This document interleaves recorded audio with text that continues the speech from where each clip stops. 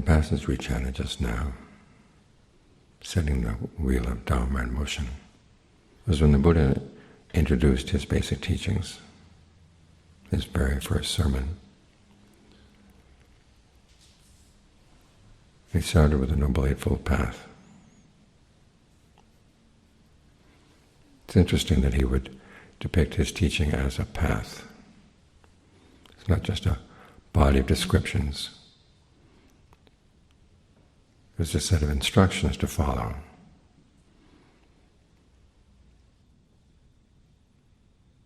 As he pointed out, everybody lives a life of a path. We're going someplace, whether we know where we're going or not. That's sometimes the scary thing. We think we're on a path to a nice place. It turns out it takes us someplace else. And every path involves desire. We may hear that the Buddha said desire is a bad thing, but it's actually part of the path. It's there in right effort. You cultivate desire, you generate desire. You work on your motivation to follow this path, because without the motivation it's not going to happen on its own. Some people say that if you have any idea that you're doing the path, it's wrong view. In that case, the Buddha had a wrong view, because he would say, the path is for you to do.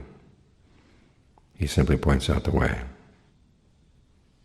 And the 8 factors of the path are basically noble versions of the factors that go into any path where you have a serious desire and you follow through with it.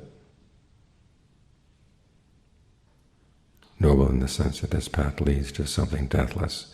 As he said, there are 2 types of search in life. The ignoble search, when you search for happiness in things that can age, grow ill, and die. And the noble search, when you search for something that doesn't age, doesn't grow ill, that's deathless.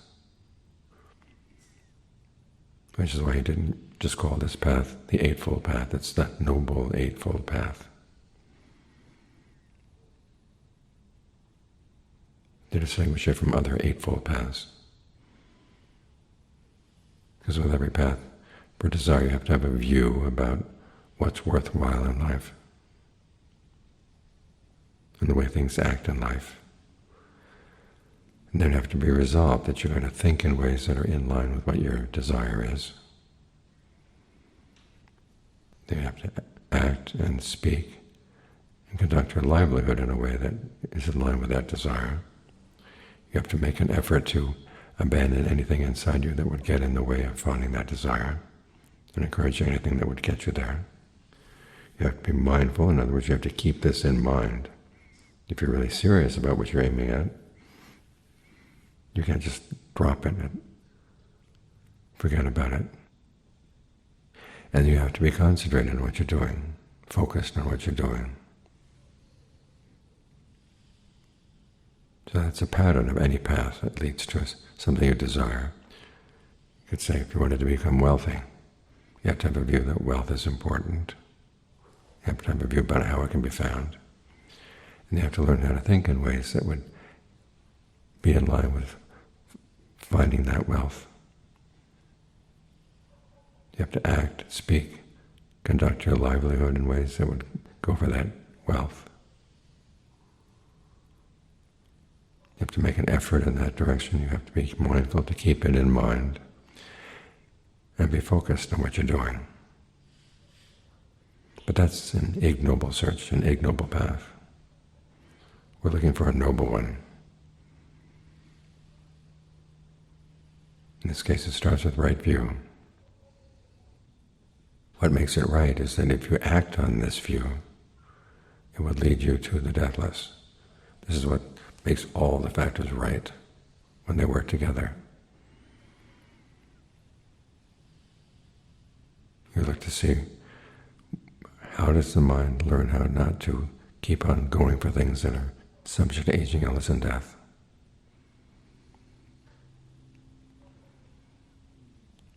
And the important thing is that you see that your other ways of searching for things lead to suffering. And the suffering is clinging to ideas, clinging to any mental state, any physical state. And why do you cling? You want to feed. You're feeding on these things. And this is why the teachings are so counterintuitive, because we tend to think that the way we look for food in life, and it can be whether it's physical food or mental food, is how we find happiness. But the Buddha is saying, no, this is how we suffer.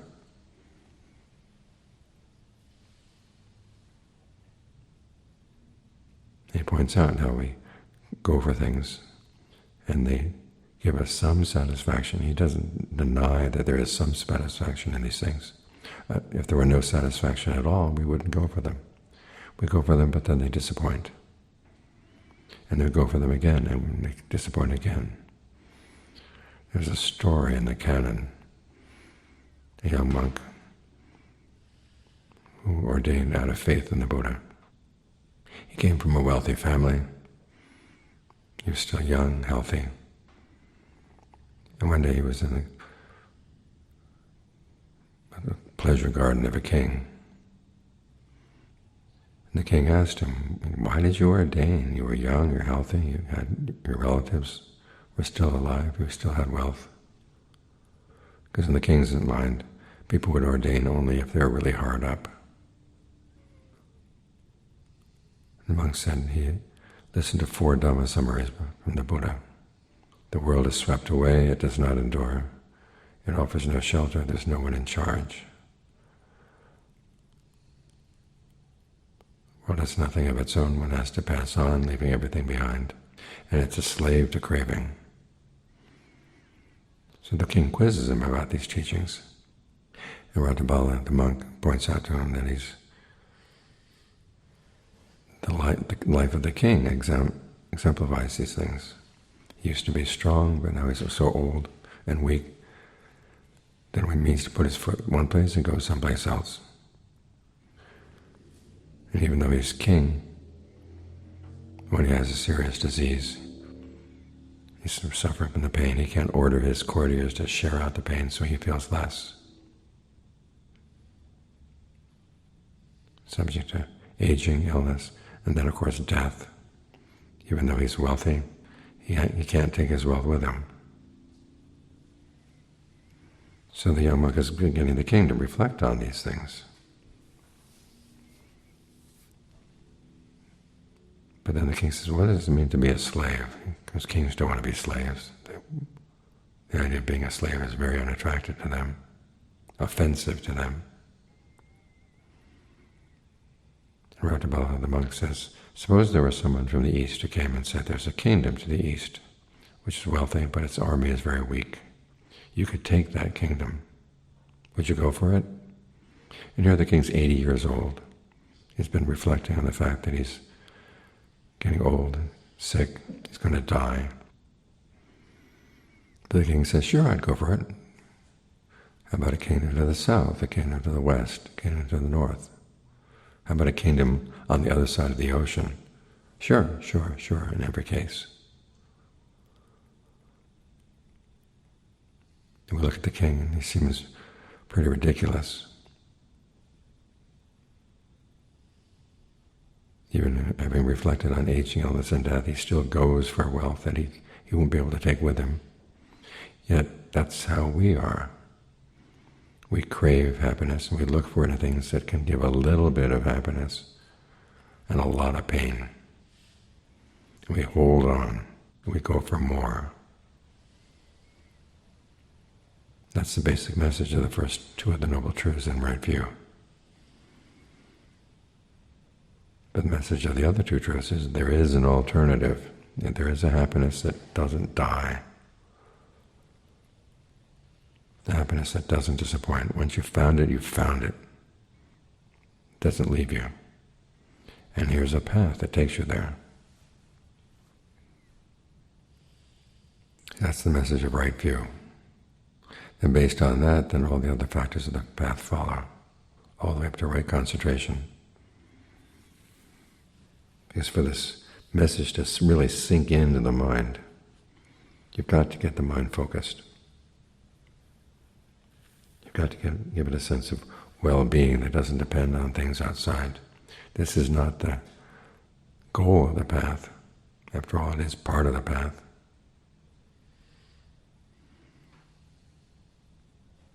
But as you develop a sense of well-being, just by the way you breathe, sitting here with your mind quiet,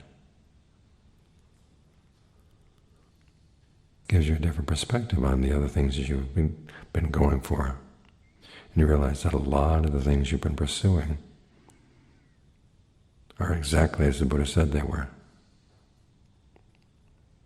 They give a little bit of pleasure and then they follow up with abandoning you. And if you thought that that was all there was in the world, you'd go for it. There'd be no question. But here the Buddha is saying there's something else. There is a noble happiness, and it can be found by following this path.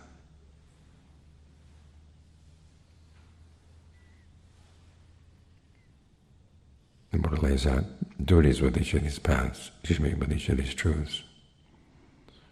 The truth of suffering is something he says you should comprehend, to see that it does lie in the clinging. The cause of suffering is not things outside, it's your own craving. The cessation of suffering would be the end of that craving, and you can get to there, you can realize that by developing the path. So this is the basic framework for the Buddha's teachings. He calls it a path. It's going to take you someplace if you follow it. And so the Buddha takes that basic pattern that we have for any serious desire, and he applies it to the goal of the deathless. So it's not just an eightfold path, it's a noble eightfold path. We make ourselves noble by following it, because we're finding happiness that doesn't cause harm to anybody. It requires that we be very mature. We have to grow up, learn to step back from our ways of looking at things, the things that we've been feeding on all along, and ask ourselves, is it really satisfactory?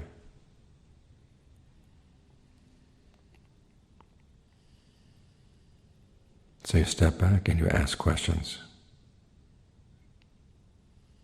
This is how you grow up. So learn how to step back skillfully in a state of concentration, so you have a sense of well-being as you step back.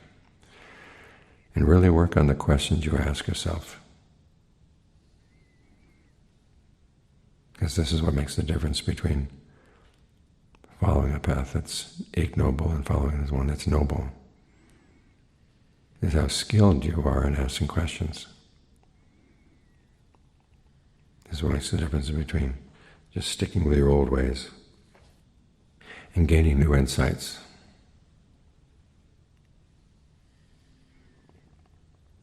So learn how to ask the questions that come from these Four Noble Truths. Where exactly are you clinging? Where exactly is your craving? What motivates it? What's the allure in those things that you crave and cling to? What are their drawbacks? Isn't there something better?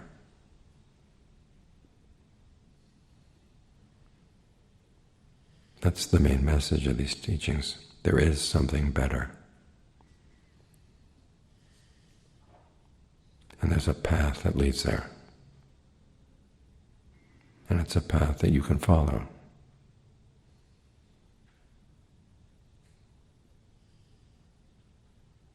That's what the Buddha points out. Now it's up to you to follow it. He gives you confidence that you can do it. And you have to overcome your own doubts about it that make you feel that you're not confident that you can do it. Because otherwise you'd miss out on a really good opportunity.